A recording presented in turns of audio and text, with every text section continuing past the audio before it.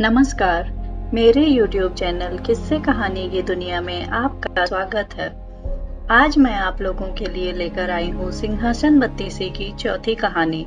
दोस्तों, यदि मेरी कहानी आपको पसंद आए तो प्लीज मेरे चैनल को लाइक व सब्सक्राइब करें, साथ ही बेल आइकन भी प्रेस करें ताकि मेरी अपलोड की हुई कहानियाँ आप तक आसानी से पहुँचती रहें। तो आइए सुनते हैं सिंहासन बत्तीसी की चौथी कहानी, काम कंदला पुतली की कथा। एक बार फिर राजा भोज सिंहासन पर बैठने के लिए पहुंचते हैं। इस बार उन्हें चौथी पुतली रोककर राजा विक्रमादित्य की दानवीरता और त्याग की कहानी सुनाने लगती है। एक बार की बात है, राजा विक्रमादित्य से दरबार में मिलने के लिए कुछ लोग पहुंचे। तभी एक ब्राह्मण भी भागते हुए वहां आए और कहने लगे कि मुझे आपको कुछ जरूरी बात बतानी है। राजा ने पूछा, ऐसा क्या जरूरी है कि आपको इतनी तेजी से भागते हुए आना पड़ा? जवाब में ब्राह्मण ने कहा, मानसरोवर में अजीब सी घटना हो रही है। वहां सूरज उगने के साथ ही एक खंभा भी जमीन से निकलता है और यह खंभा सूरज की रोशनी के साथ साथ ऊपर बढ़ता है। जैसे ही सूरज की किरणें तेज हो जाती हैं, तो खंभा सूरज को छू लेता है और जब धीरे धीरे सूरज की रोशनी कम होती है तो खंभा छोटा होता जाता है। फिर सूरज के ढलते ही खंभा भी गायब हो जाता है। इन बातों को सुनने के बाद राजा विक्रमादित्य हैरान हो गए। उनके मन में सवाल आया कि आखिर ऐसी कौन सी चीज है जो सूरज को छू रही है।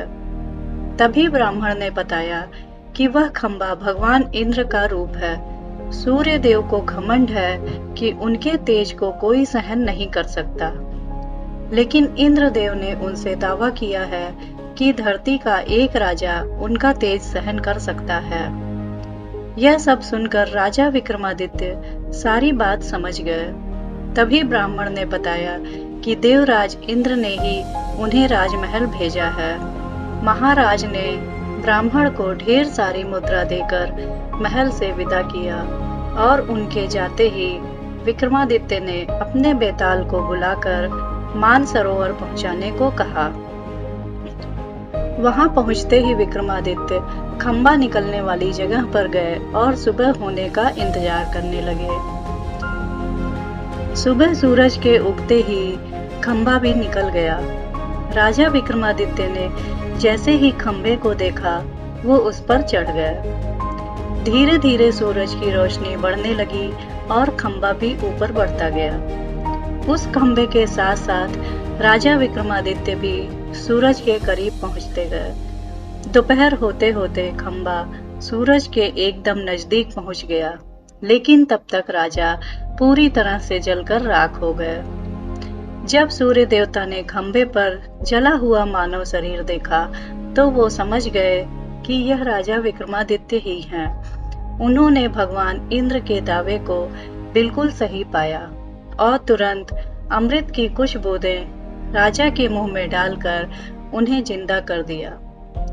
सूर्य देवता ने राजा की हिम्मत से खुश होकर उन्हें ऐसे सोने के कुंडल दिए जो व्यक्ति की हर इच्छा को पूरा करते थे।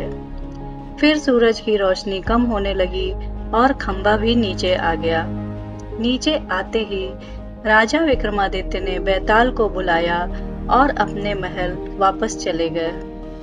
उसी दौरान उन्हें एक ब्राह्मण मिला जिसने राजा से कुछ दान करने को कहा।